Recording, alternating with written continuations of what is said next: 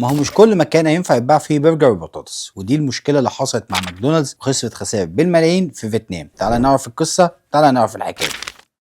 في 2014 ماكدونالدز قررت ان هي تدخل فيتنام، وزيها العاده بتفتكر ان هي هتنزل وهتكسر الدنيا في اي دوله، لكن للاسف اللي حصل عكس المتوقع تماما وخسرت خساره كبيره. تعال بقى نعرف تفاصيل الخساره وايه الغلطات اللي وقعت فيها ماكدونالدز في فيتنام.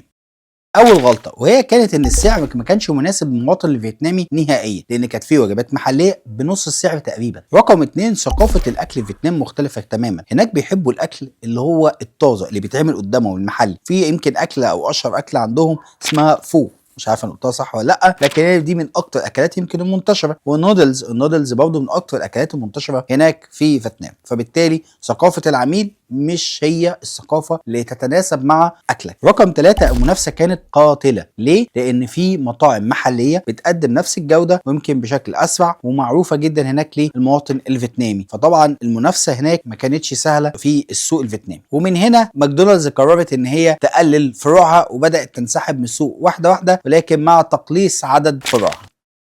من اكتر الدروس اللي نتعلمها في القصه دي، مش عشان انت ناجح في كل مكان تقدر تنجح في كل سوق. اكتب لي كومنت بكلمه دروس وهديك اهم 10 دروس تتعلمهم من القصه دي. ودي كده كانت حكايه من حكاياتي مع المساوئاتي.